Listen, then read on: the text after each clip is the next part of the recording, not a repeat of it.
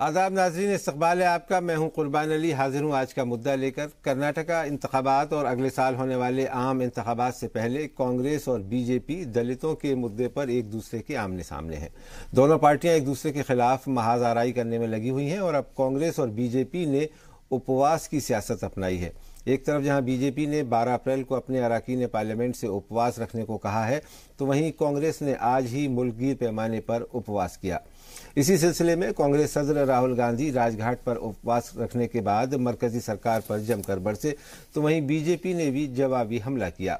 दलितों के सवाल पर बीजेपी और कांग्रेस के बीच गरमराती और गहराती सियासत पर आज हम बात करेंगे। इस पर बात करने के लिए हमारे साथ जुड़ेंगे बीजेपी के कौमी तर्जमान और ICAI के member Gopal Krishna Agarwal, national confederation of Dalit के सदर अशोक भारती, कांग्रेस के हिमायती और मशहूर ताजिस तहसीन पूनावाला, सीनियर सहाफ़ी विनोद अग्निहोत्री, और इसके अलावा हमारे साथ फोन लाइन पर होंगे JNU के प्रोफेसर विवेक कुमार। हम अपने तमाम मेहमानों का इस्तकबाल करते हैं, लेकिन इस मसले पर बातचीत शुरू करें। आइए देख लेते हैं इस बारे में एक ख़ास रिपोर्ट।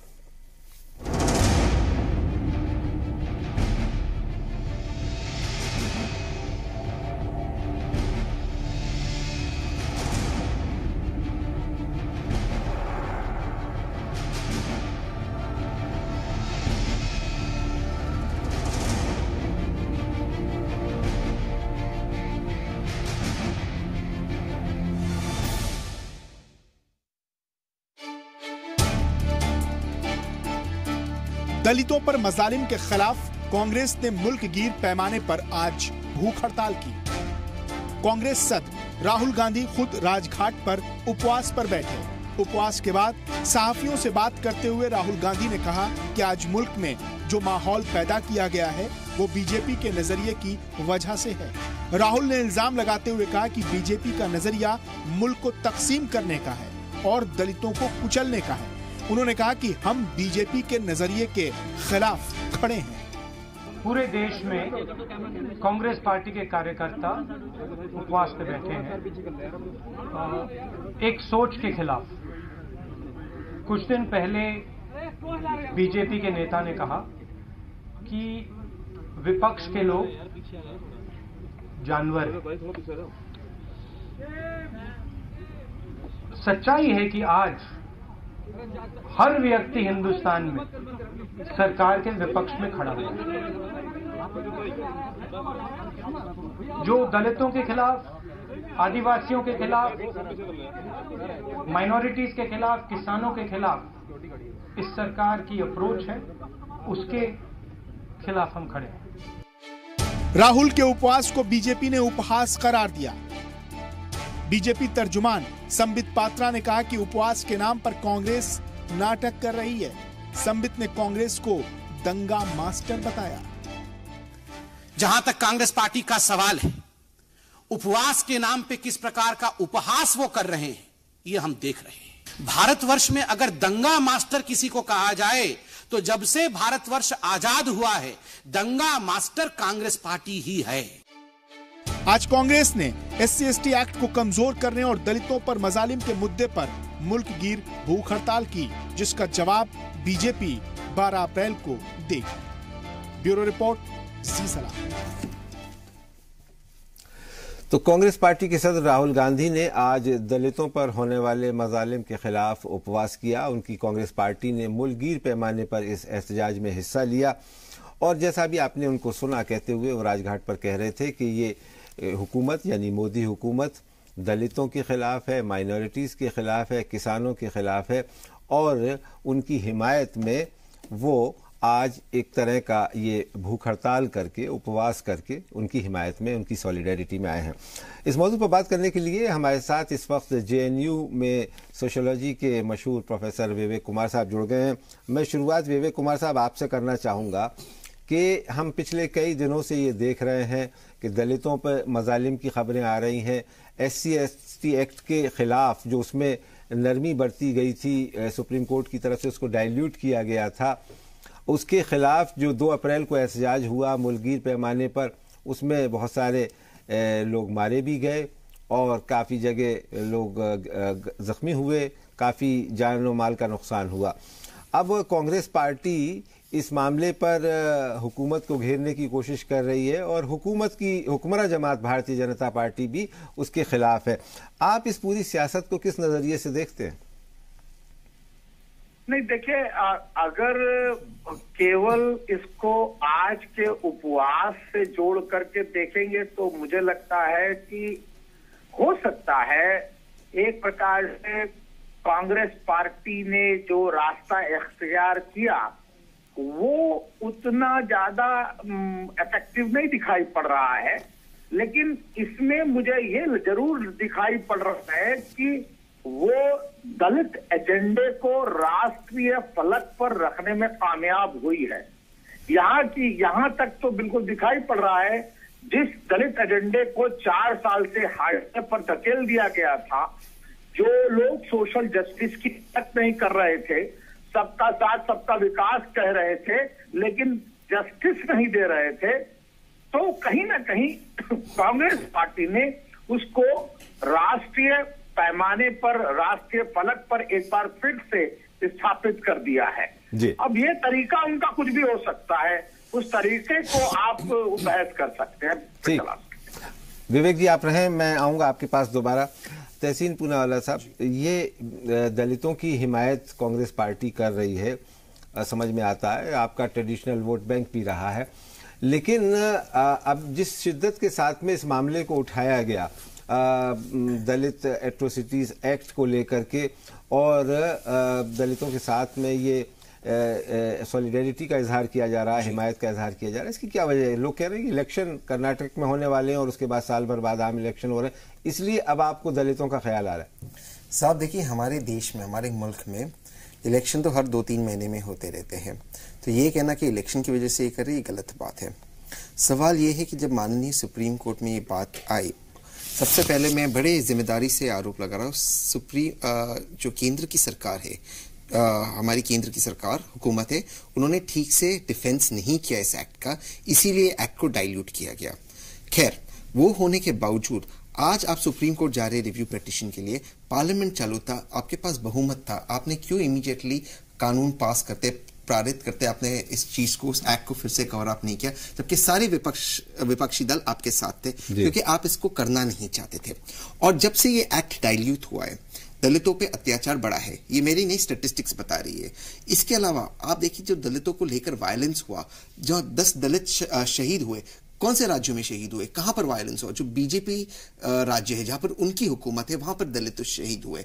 तो कहीं ना कहीं हमें दिखाई दे रहा है कि ये जो हुकूमत है, ये दलितों के विपरीत है, दलितों के खिलाफ है। अशोक भारती साहब, क्या आप इस बात से इत्तेफाक रखते हैं जो अभी तहसीन पूनावाला कह रहे हैं? और दूसरा, जो प्रोफेसर विवेक कुमार ने कहा कि कांग्रेस पार्टी ने इस दलित एजेंडे को एक नेशनल हुकअप पर रखने में वो कामयाब रही, क्या कहेंगे? देखिए, मैं 2 बातें कहना चाहता हूं। एक बात जो तहसीन साहब ने कही है, मैं ये कहना चाहता हूं कि ये सुप्रीम कोर्ट का जो मुद्दा है, ये केवल अकेला ऐसा मसला नहीं है। जब कांग्रेस की सरकार थी तब भी सर्वोच्च न्यायालय और हाई कोर्ट ऐसे फैसले देते रहे हैं जिसमें इंडिविजुअल का केस हाई कोर्ट में जाता था, सुप्रीम कोर्ट में जाता था, और सजा जो है पूरे 30 करोड़ से ज्यादा अनुसूचित जाति और जनजाति के लोगों को मिलती थी। तब कांग्रेस भी खामोश रहती थी और तब भाजपा जो विपक्ष में थी वो भी खामोश रहती थी।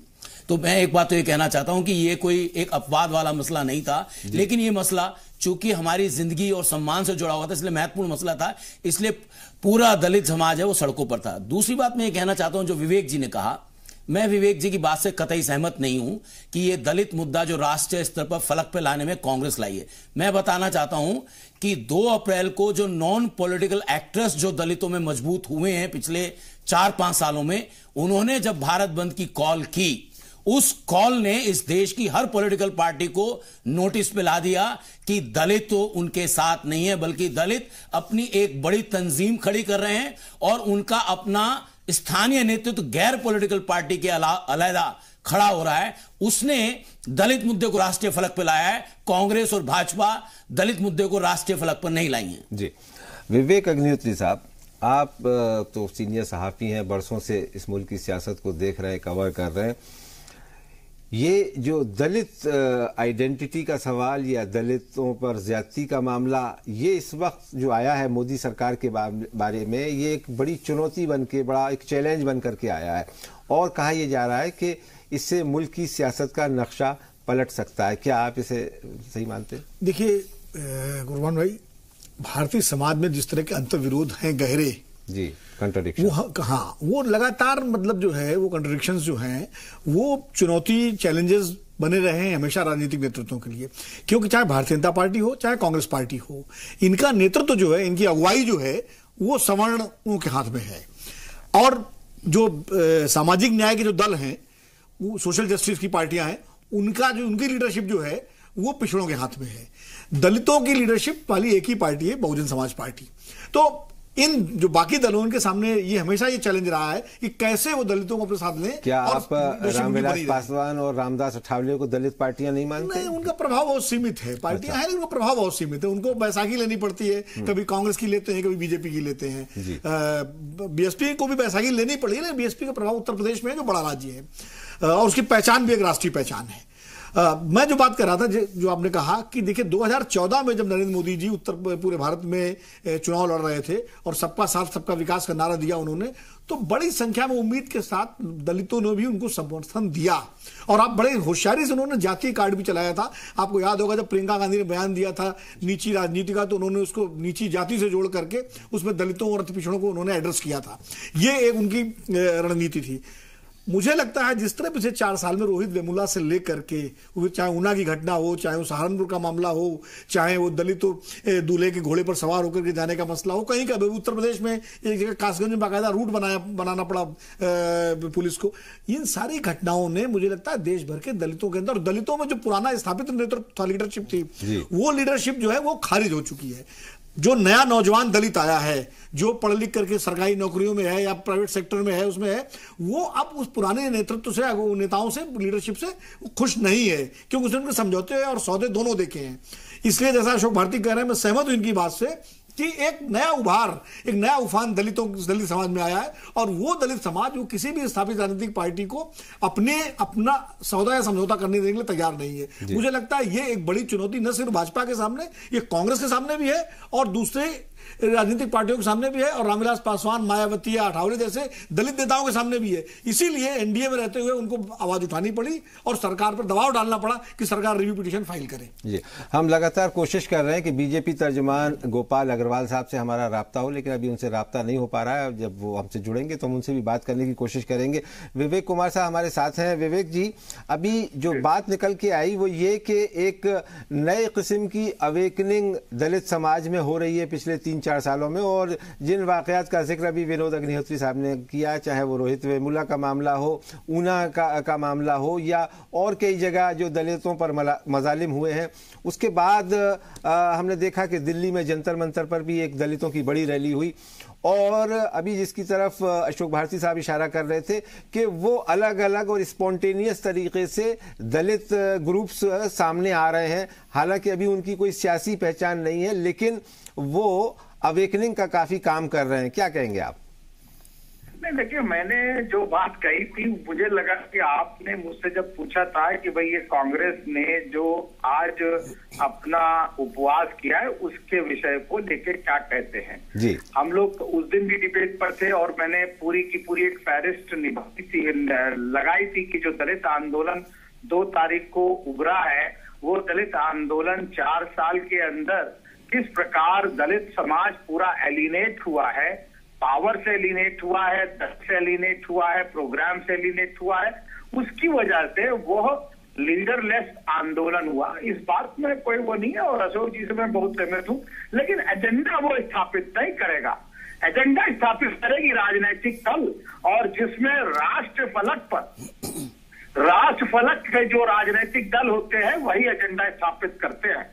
ये लोग इंडिविजुअल सेट नहीं करते, ये भारतवर्ष की राजनीति बताती है। और लगातार ये जो विनोद अग्निहोत्री जी और अशोक जी एक दूसरे से सहमति जता रहे हैं, दोस्त हैं एक दूसरे के, इसलिए वो लोग एक दूसरे से सहमत हो रहे हैं। आप भी हमारे विवेक जी आपका भी मित्र हूँ, ऐसा नहीं है कि मैं अशोक जी का ही मित्र हूँ। नहीं, मैं भी उनका दोस्त हूँ। ज्यादा मित्र है, मैं जानता हूँ। अक्सर आजकल प्रोग्राम चलिए हम इस तरह दोस्ती से बाहर आकर के बात करेंगे। विवेक जी आप रहे। तहसीन पूनावाला साहब, कांग्रेस पार्टी के ऊपर बीजेपी ये इल्जाम लगा रही है और दलित पार्टियां भी ये कहती रही हैं कि आपने बाबा साहब अंबेडकर से कॉन्स्टिट्यूशन बनाने का तो काम करवाया और उसके बाद वो देश के कानून वजीर कानून भी बने, लेकिन जब उनको पार्लियामेंट में जाने का सवाल आया तो कांग्रेस पार्टी ही थी जिसने उन्हें इलेक्शन हराया और उन्हें पार्लियामेंट में नहीं आने दिया। उसके बाद जो आपकी लीडरशिप रही है, दलित लीडरशिप, उसके बारे में कहा जाता है कि वो शो बॉयज होते हैं,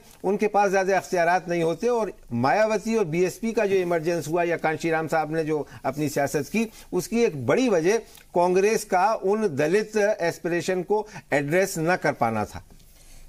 आम्बेडकर जी वजीर कानून से जब उन्होंने इस्तीफा दिया, वो क्या कांग्रेस की वजह से दिया कि किन ताकतों के, तीन फैसिस्ट ताकतों की वजह से उन्होंने इस्तीफा दिया, वो तो इतिहास में दर्ज है। इलेक्शन किसने हराया? अब यही लोग बाबा साहेब आम्बेडकर को अपना गुरु मानते हैं। बम्बई में तो वो कांग्रेस के कैंडिडेट से हारे इलेक्शन, हारे, मैं इसमें कोई दो राय नहीं है, लेकिन उनको परेशान किसने किया, रिजाइन किसने करने लगाया। और आज जो लोग बाबा साहेब आम्बेडकर के नाम पे भीम ऐप निकालते, बाबा साहेब आम्बेडकर के जो 21 वादे थे उनमें से एक वादा को 21 जो उनके जो स्लोगन्स थे, एक स्लोगन को अपना के बोल दे।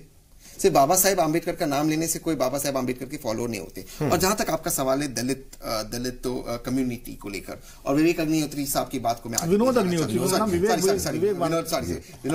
साहब की बात को मैं आगे ले जाते हुए कहना चाहता हूँ, आज मुझे बताए मीडिया में, नेशनल मीडिया में कोई दलित एडिटर इन चीफ है? नहीं है ना। तो कहीं ना कहीं दलितों को हमें मेन स्ट्रीम में लाना होगा। लेकिन जब कांग्रेस हुकूमत में थी, क्या मायावती जी पर कोई ऐसे केस हुए? मायावती जी खुद पार्लियामेंट में कही कि उन पर जो ताज कॉरिडोर में केस हुआ वो भाजपा ने सीबीआई का इस्तेमाल किया। आज चंद्रशेखर आजाद जेल में है, उस पर इतने केसेस लगाए गए हैं, आर्म्स एक्ट के केसेस, टेररिज्म के केसेस, और जिन दलितों का कत्ल हुआ उनको कोई कॉम्पेंसेशन नहीं मिला, और जिन्होंने कत्ल किया वो बाहर है। तीसरी चीज, ऊना की बात हुई, मैं बड़े संक्षेप में कहूंगा। ऊना के हादसे के बाद वजीर आजम टीवी पे आते, रोते और कहते जिन्होंने मारा आप उनको मत मारो, मुझे मारो। क्यों?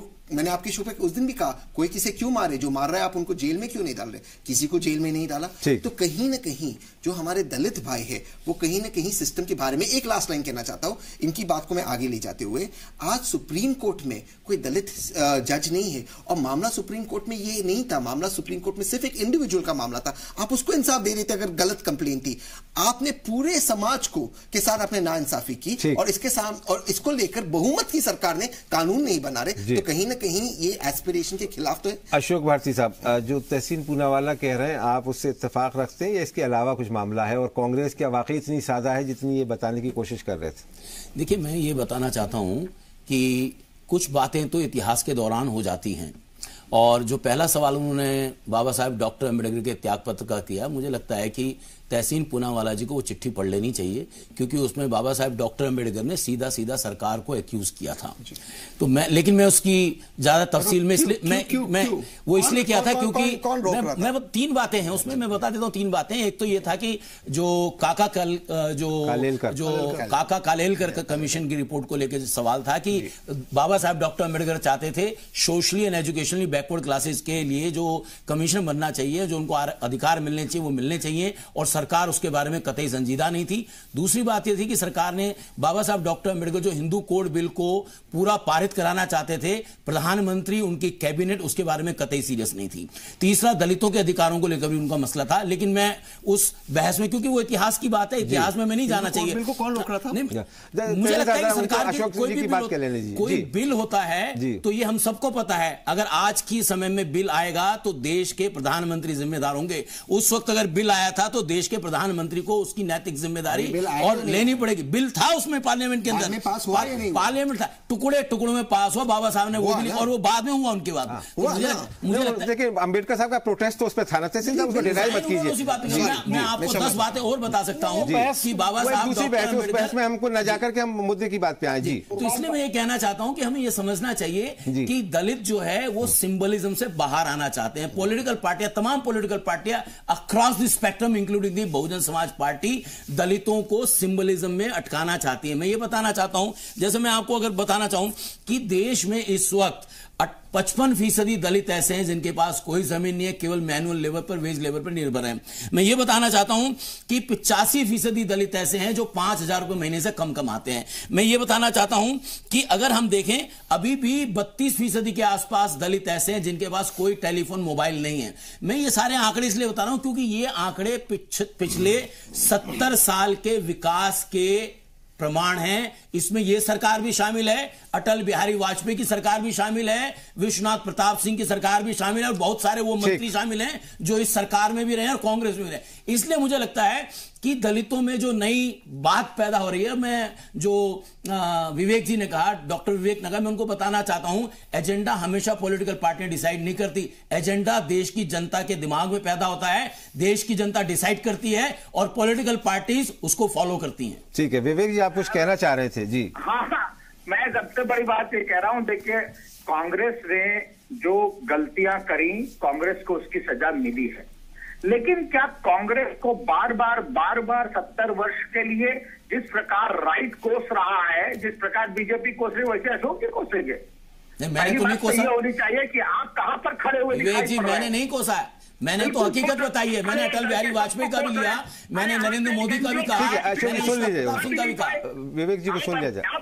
देखिए मेरा मानना यह है कि जो सजा दी वो सजा मिल गई उनको, उसके बाद उन्होंने अपना एक कोर्स करेक्शन किया कांग्रेस ने, और ये सिंबलिज्म नहीं था। जब वो होम मिनिस्टर बनाते तो सिंबलिज्म नहीं था, जब दलित को वो लोकसभा का स्पीकर बनाते तो सिंबल नहीं है, जब वो दलित को यूजीसी का चेयरमैन बनाते हैं तो वो सिंबलिज्म नहीं है, वो प्लानिंग कमीशन में भेजते हैं तो सिंबलिज्म नहीं है, वो वाइस चांसलर्स बना रहे हैं, प्रोफेसर बना रहे हैं, राजीव गांधी फेलोशिप मिल रही थी पोस्ट ग्रेजुएट स्टूडेंट्स को, तो वो सिंबलिज्म नहीं है। तो केवल और केवल कांग्रेस को हर बात के लिए तोहमत लगा देना, मुझे लगता है कि ये इतिहास के साथ नाइंसाफी होगी। जी विनोद जी, आप सहमत हैं जो कह रहे थे अभी विवेक कुमार साहब? हाँ बिल्कुल, यहाँ मैं विवेक कुमार जी से सहमत हूँ। विवेक जी, मैं आपका भी मित्र हूँ, इसलिए आपसे इसलिए नहीं सहमत हूँ कि आप मित्र हैं, या अशोक जी से भी सहमत इसलिए नहीं था कि मित्र हैं, मित्र हम सब हैं। मैं आपके बात से सहमत हूं कि कांग्रेस को निश्चित रूप से उन सारे कार्यों की सजा मिल चुकी है और अब उस पर हम इतिहास में जाएंगे तो उसका कोई मतलब नहीं है।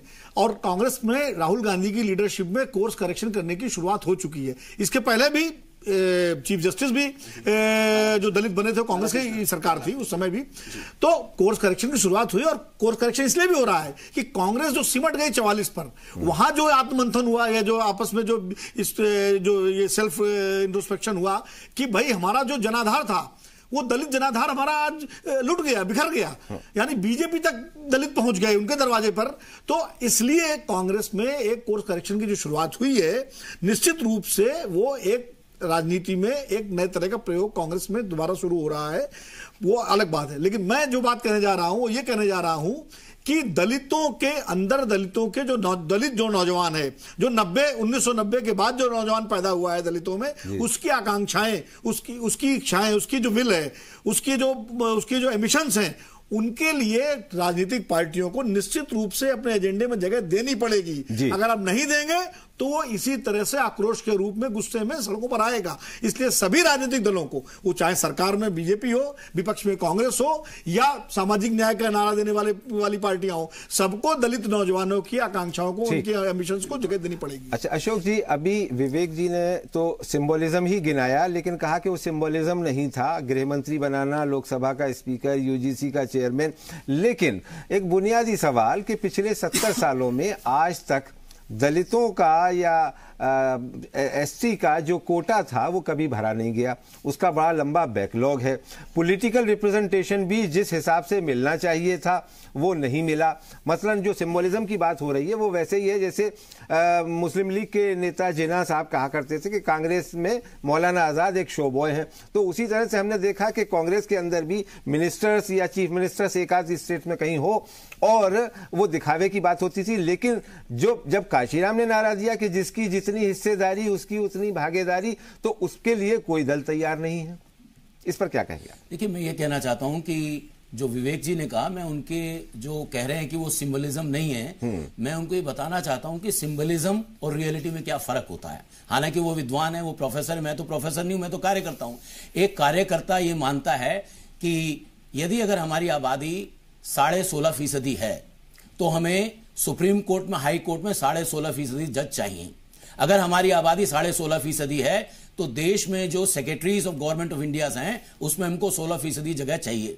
अगर हमारे member of parliament 87 schedule caste के मेंबर ऑफ पार्लियामेंट हैं, 47 शेड्यूल ट्राइब के हैं, तो हमें उस सरकार में जो मंत्री हैं उसमें उनकी आबादी के हिसाब से हिस्सा चाहिए। अगर हमारा प्रोफेसर का सवाल है, मुझे पता है विवेक साहब को जानते होंगे कितने दिनों में वो प्रोफेसर बने, तो अगर वो हिस्सा उनका रहा होता, प्रोफेसर साहब को इतने दिन कतई नहीं लगते प्रोफेसर बनने में जितने उनको लग गए। इसलिए मैं समझता हूं कि जो नया दलित है वो ये मान रहा है कि अगर उनकी आबादी के हिसाब से उनकी फीसदी अगर उनका हिस्सा तय नहीं होगा तो तब तक हम इसको सिंबलिज्म मानेंगे, हम उसको हकीकत नहीं मानेंगे। चलिए, यहां रुकना होगा हमें एक छोटे से ब्रेक के लिए, लेकिन बहुत जल्द हाजिर होते हैं। जी सलाम पर आज का मुद्दा में बहस हो रही है दलितों पर होने वाले जुल्म ज्यादतियों की और उनकी बेहतरी और बहबूदी के लिए क्या कुछ किया जा सकता है या इसको लेकर के कोई सियासत हो रही है। एक छोटा सा ब्रेक, जल्द हाजिर होते हैं।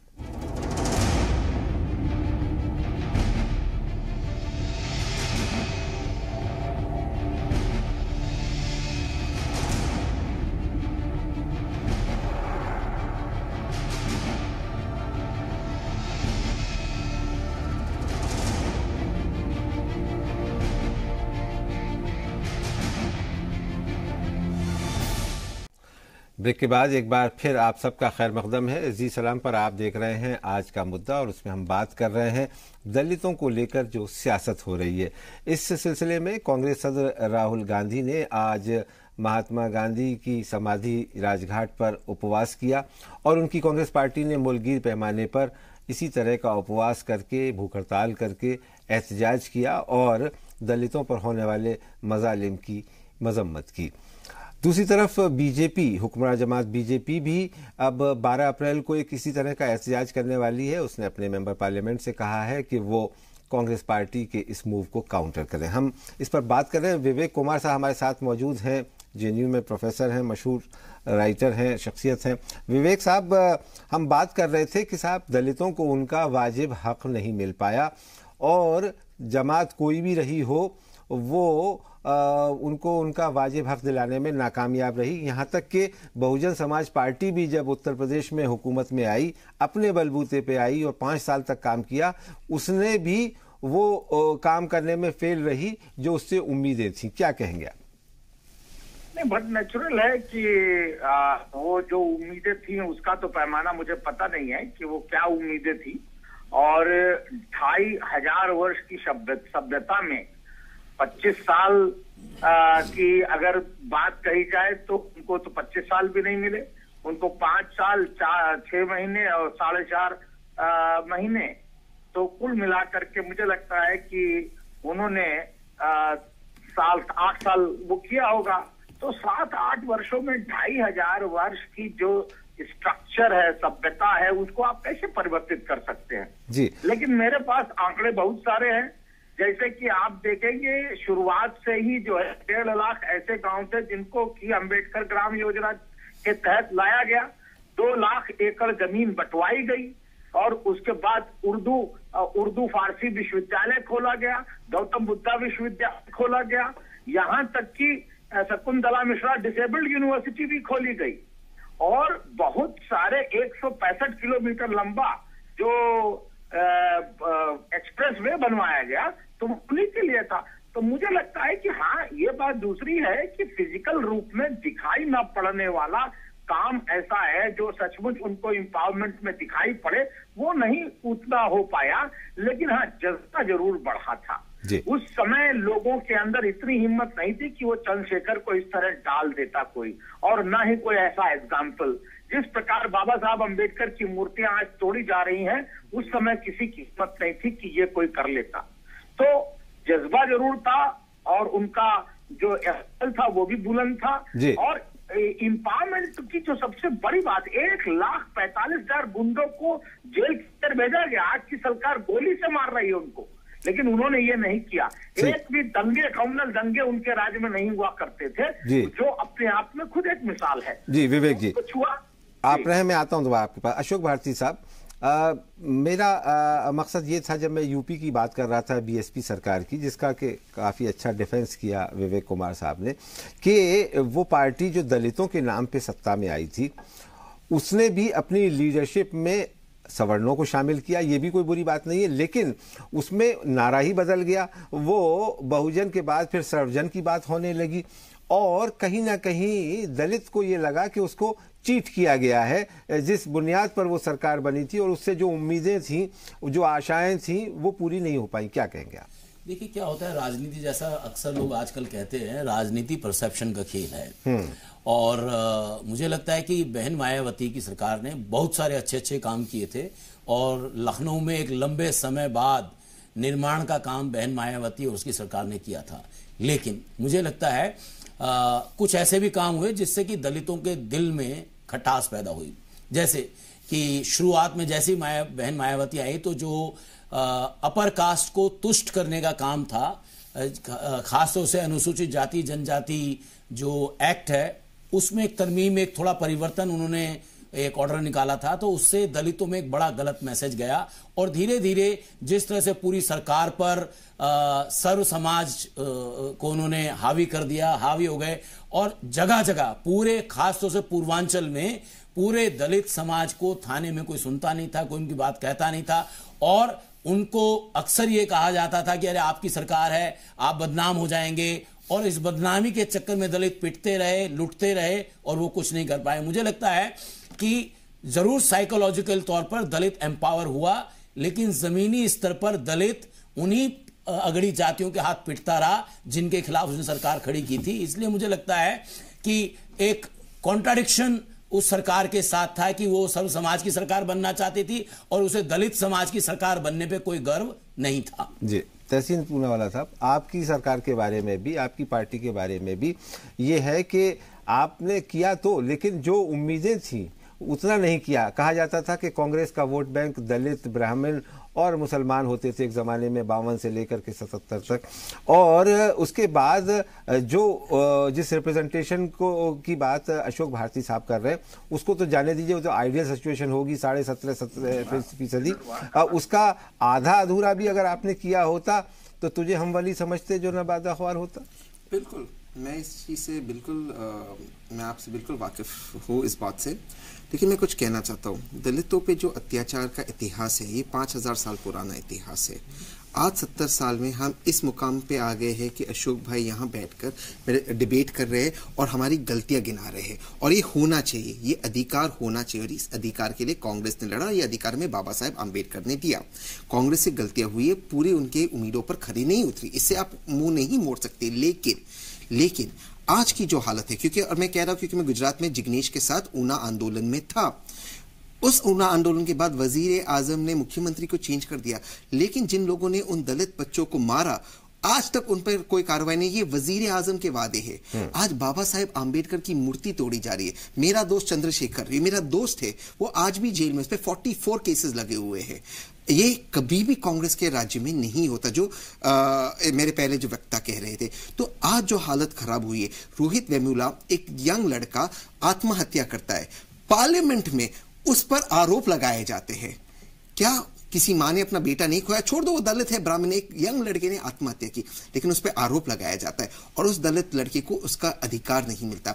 तो आज जो देश रिवर्स गियर में चले गया है कि एक दलित लड़का जो शादी करना चाहता है उसको हाई कोर्ट जाना पड़ रहा है महज इसलिए कि अपनी घोड़ी ले जाए, तो देश आज रिवर्स गियर में जा रहा है, फॉरवर्ड गियर में नहीं। जो अशोक भाई कह रहे होना चाहिए, लेकिन हम उसके और नहीं जा रहे, हम जा रहे गरीब जो हमारे दलित भाई अपना बेसिक बुनियादी अधिकार जो हम टेक इट फॉर ग्रांटेड करते गए थे, जो हमें मिल चुका था, आज हम उसके लिए लड़ रहे। तो हम सोचिए देश कहां चला गया है। विनोद भाई, अभी आपने भी कहा कि दलितों का जो उभार हुआ उसमें कई सारी जमातें थीं कि जिन्होंने बढ़ चढ़ करके हिस्सा लिया, क्योंकि दलितों को एक बड़ा वोट बैंक माना जाता रहा है। लेकिन साथ ही ये भी एक सच्चाई है कि भारतीय जनता पार्टी इस वक्त दावा करती है कि सबसे ज़्यादा दलित सांसद उसके हैं, सबसे ज़्यादा दलित विधायक उसके हैं। और अब नहीं, 91 में भी जब उत्तर प्रदेश में उसने अपने बलबूते पर सरकार बनाई, उस वक्त भी दलितों का एक खासा वोट लेने में वो कामयाब रहे। और आज भी वो ये कहते हैं कि साहब हमने जितना रिप्रेजेंटेशन दिया है और राष्ट्रपति तक बनाया है, वैसा काम दूसरी जमातों ने और खास करके मुख्य विपक्षी दल मेन अपोजिशन पार्टी कांग्रेस ने नहीं किया। इससे आप कितना सहमत? नहीं, देखिए, दो तीन चीजें ऐसी हैं खुरान भाई। जैसे उत्तर प्रदेश में सबसे पहले मायावती को समर्थन देके मुख्यमंत्री बनाने का काम भाजपा ने किया जी, इसमें कहीं कोई बहस नहीं है। और कांग्रेस ने जो गलती की थी कि 1947 से लेकर के और 1989 तक जब तक सरकार रही, कांग्रेस ने कितने दिए? ना एक पिछड़ा मुख्यमंत्री दिया, ना एक दलित दिया जी। ब्राह्मण, ठाकुर और बनिया और कायस्थ, आप गिन लीजिए नाम। जी हाँ, 4 बार रणनीति तिवारी चीफ मिनिस्टर बनाए गए, जबकि कांग्रेस के पास अच्छे पिछड़े नेता भी और दलित नेता मौजूद थे। बाबू गिरधारी लाल जैसे बिजनौर के नेता जिनको विकास पुरुष कहा जाता था, वो कांग्रेस पार्टी में थे। पिछड़ों में रामनरेश यादव पहले बने, जो जनता पार्टी से बने थे।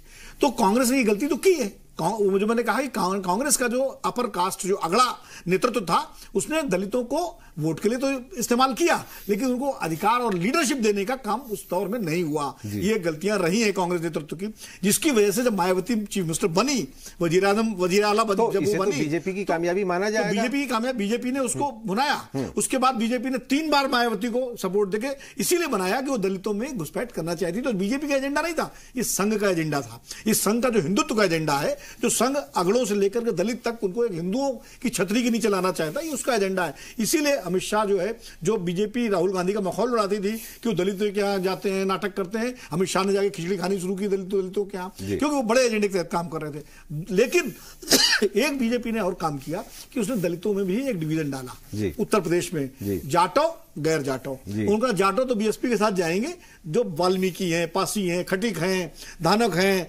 कोरी हैं, आपके जो ये क्या कहते हैं धोबी हैं, ये जो समाज के लोग हैं, इनको अपने साथ लो। यही उसने बिहार में किया। ऐसे ही पिछड़ों में भी उन्होंने यादव और गैर यादव का। तो ये बीजेपी ने बड़ी होशियारी से एक कोशिश की, एक अपना जातीय, जिसको सोशल इंजीनियरिंग कहा जाता है, ये करने की। अब हुआ ये है कि पिछले 4 साल में जो घटनाएं हुई और एकदम से जो दलित उभार हुआ 9 दलितों का, उससे बीजेपी का ये समीकरण बिगड़ रहा है। वो कहीं ना कहीं जब दलितों की बात हो रही है तो खाली जाटों की बात नहीं हो रही है, बात उसमें सारे दलित समाज की हो रही है। तो ये बीजेपी के लिए चिंता का सबब है। अशोक भारती साहब, अब जैसा कि अभी विनोद जी कह रहे थे कि उसने जो भी मैनिपुलेशन कह लीजिए, सियासत में तो सब कुछ होता है, मगर क्या वजह है कि आप कहते हो कि ये जो बीजेपी की विचारधारा है, जो संघ की विचारधारा है, वो अंबेडकर विरोधी है, वो दलित विरोधी है, लेकिन वो ज़्यादा समर्थन लेने में भी कामयाब हो रही है और ज़्यादा पॉलिटिकल लीडरशिप भी दे रही है, पार्टिसिपेशन भी उनका करवा रही है। तो ये क्या एक कंट्राडिक्शन है? देखिए, जो जैसा विनोद जी ने कहा, मुझे लगता है कि 2 बातें हैं जो बड़े महत्वपूर्ण हैं, जो मुझे लगता है कि हमें समझनी चाहिए।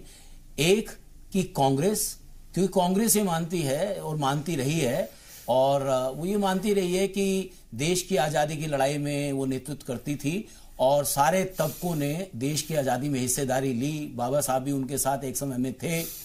वो देश के ज़्यादातर दलितों को, और बाबू जगजीवन राम एक लंबे समय तक उनके साथ थे, 1975 तक उनके साथ थे। तो वो ये मान के चलते रहे कि दलित तो टेकन फॉर ग्रांटेड है। दूसरी बात ये है कि चूंकि दलित, जो कि कांग्रेस में जो पूरी की पूरी लीडरशिप थी, जैसा विनोद जी ने कहा, पूरे अपर कास्ट से आती थी और वो पैटर्नाइज करते थे दलितों को, और दलितों को पैटर्नाइज करके मानते रहे। तो ये बात थी। लेकिन भाजपा को ये पता था कि दलितों की विचारधारा अंबेडकर की तरफ वाली विचारधारा है, और अंबेडकर जो है वो उनकी जो 22 प्रतिज्ञाएं हैं वो हिंदू की फिलॉसफी के खिलाफ हैं, वो ब्राह्मणवाद के खिलाफ हैं, और उनको ये पता था कि दलितों को अगर उन्हें अपने साथ लाना है तो उनको अपने प्राण लगाने पड़ेंगे। और मुझे लगता है इस बात को बीजेपी ने समझते हुए अपनी रणनीति बनाई और अपने प्राण लगाते रहे। और मुझे लगता है कि जिसको प्राप्त करना होता है उसको ज्यादा मेहनत करनी होती है, और जिसको खोना होता है उसको ज्यादा मेहनत नहीं करनी होती। यही कांग्रेस और भाजपा में फर्क है। अशोक जी, यहाँ रुकना होगा हमें एक छोटे से ब्रेक के लिए। जब ब्रेक के बाद वापस आएंगे तो विवेक जी से इस सवाल का भी जवाब तलाश करने की कोशिश करेंगे। जल्द हाजिर होते हैं, एक छोटा सा ब्रेक।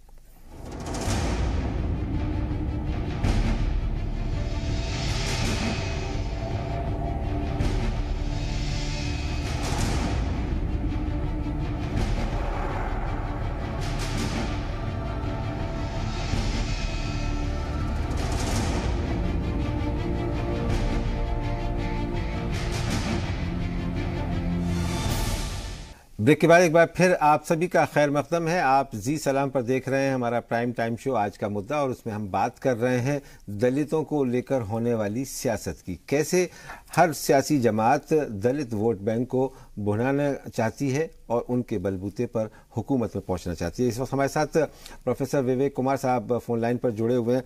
विवेक जी, अभी बात ये हो रही थी कि कांग्रेस पार्टी ने भी लंबे अरसे तक दलित वोट बैंक का इस्तेमाल किया, उनकी बदौलत सत्ता में रहे, लेकिन उनको उनका जो वाजिब हक था वो नहीं दिया गया और एक नारे के तरीके से इस्तेमाल किया गया। 2-4 दलित लीडर, बाबू जगजीवन राम या बीपी मौर्य जैसे नेताओं को रखा गया।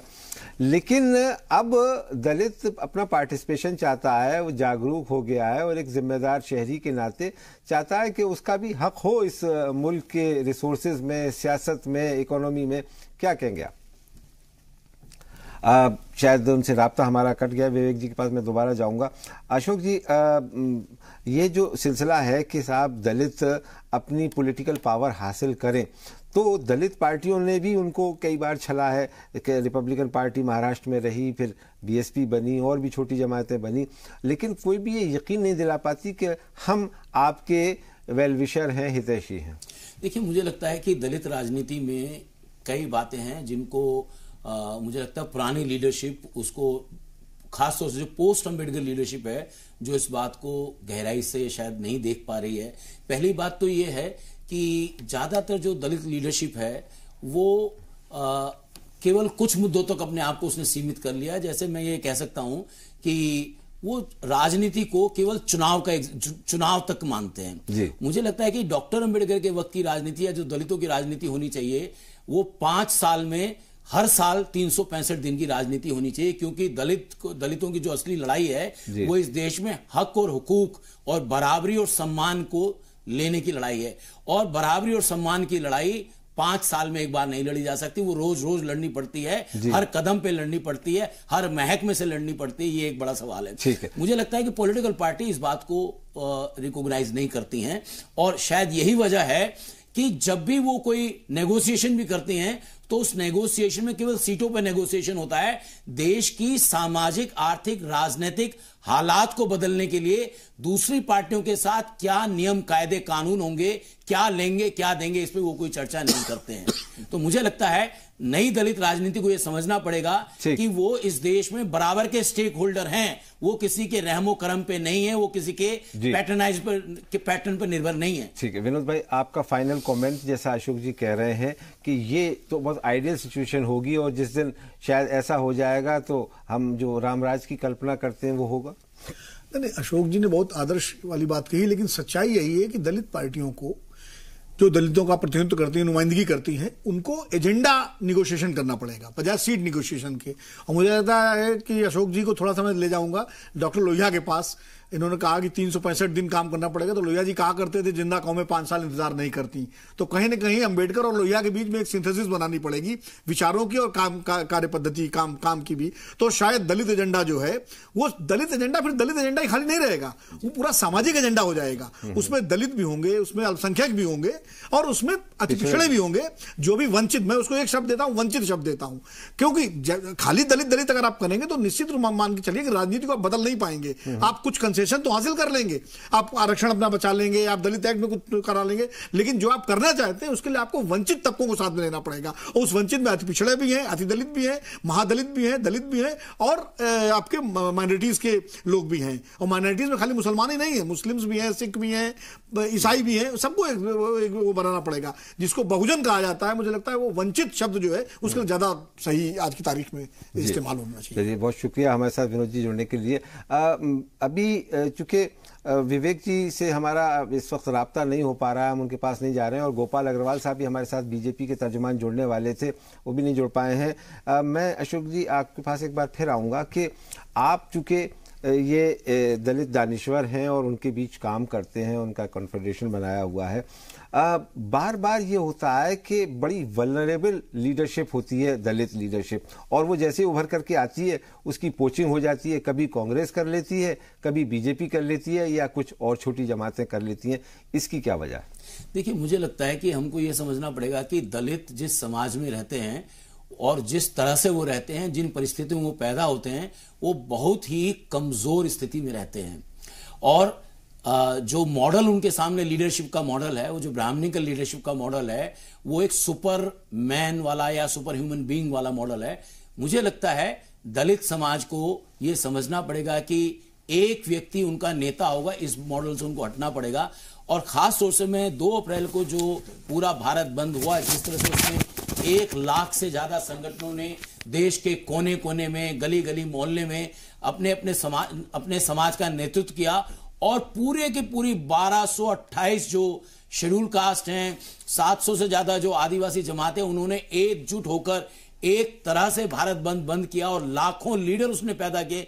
मुझे लगता है उनके सामने रास्ता वही है कि जो लीडर भारत बंद में शामिल थे वही अपनी अपनी जगह खड़े हो जाएं और दलित तंजीम को आगे ले जाएं। वही मुझे लगता है कि इस देश में सामाजिक न्याय, सम्मान और समानता के एजेंडे को आगे लेके जा सकता है, और पॉलिटिकल पार्टी के साथ फिर वो नेगोशिएशन कर सकते हैं। लेकिन आज जो माहौल बना हुआ है देश में, और जो लोग कहते हैं कि साहब मौजूदा हुकूमत और इसके लीडरों ने दलितों के साथ जो वायदे किए थे उन्हें पूरा नहीं किया, और उसके लिए आंसू काफ़ी बहाए गए। आज भी जो बीजेपी के सदर हैं अमित शाह साहब, वो दलितों के घरों में जा रहे हैं। वज़ीर आज़म साहब भी दलितों पर कोई जुल्म होता है उस पर बोलते हैं तो कहते हैं, रोने लगते हैं और कहते हैं कि इनको मत सताइए, मुझे इसके लिए सज़ा दीजिए।